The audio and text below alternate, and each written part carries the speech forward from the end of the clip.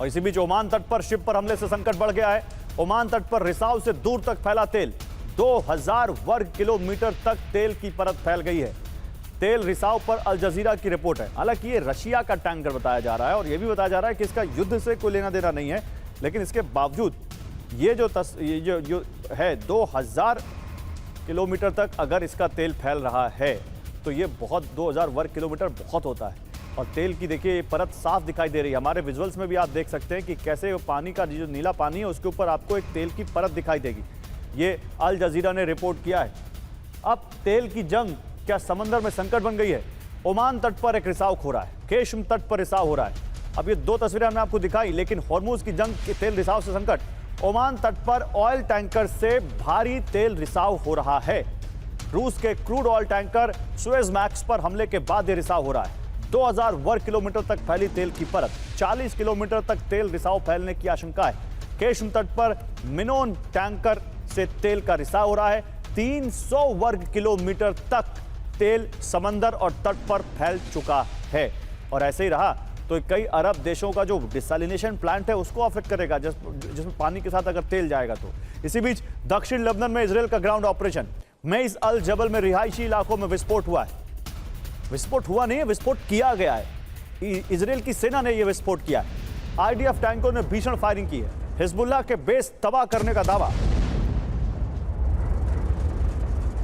और दक्षिण लेबनान में इजरायली हमलों से कोहराम मच गया है। दक्षिणी लेबनान के शहरों पर रात भर एयर स्ट्राइक होती रही। रिहायशी इलाकों के बीच हिजबुल्लाह के ठिकाने दहलाए। धमाकों में सैकड़ों इमारतें नष्ट होने का दावा। और दक्षिण लेबनान के अली अल ताहिर में हमला, रिहायशी इलाकों में विस्फोट से हड़कंप, आम लोगों को टारगेट करने का लेबनानी दावा।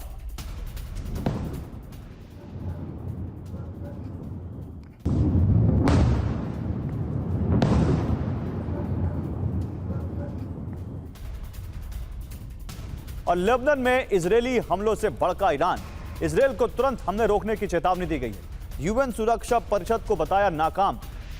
अल मयादीन का बड़ा दावा।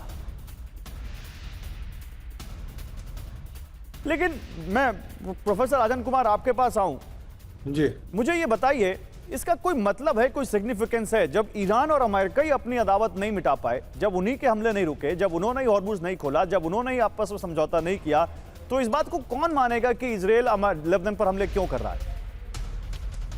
देखिए ये जो वहाँ पे जो अंतर्राष्ट्रीय संस्थाओं में जो ये बात उठाने की कोशिश होती है, उसका मकसद ये नहीं होता है कि जो इजरायल या फिर अमेरिका इस हमले को बंद कर देगा या करवा देंगे।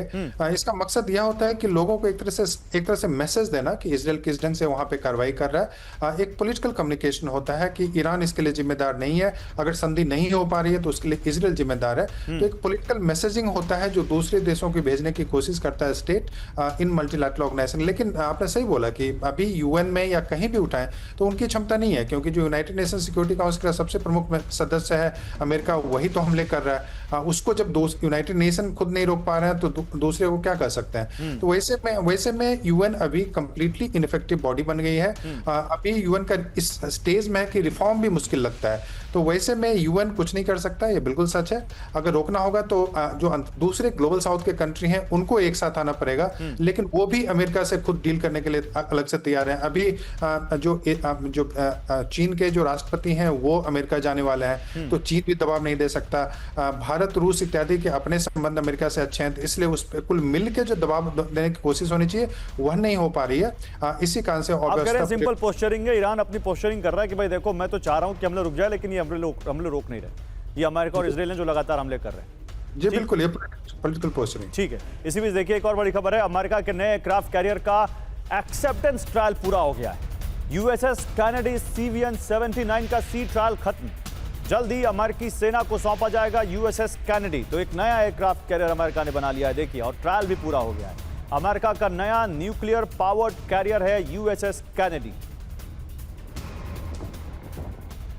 और इसी बीच विवाद के बीच यूएसएस अब्राहम लिंकन में पहुंचे सेंटकॉम चीफ। यूएसएस लिंकन के सोलर और मरीन से मिले ब्रैड कूपर। अमेरिकी सैनिकों के बीच झड़प की खबरों के बीच कूपर का यह दौरा बहुत अहम। यूएसएस लिंकन में सुविधाओं की कमी को लेकर खबरें उठी थी और यह था कि वहां पर गुस्से में है अमेरिकी सैनिक।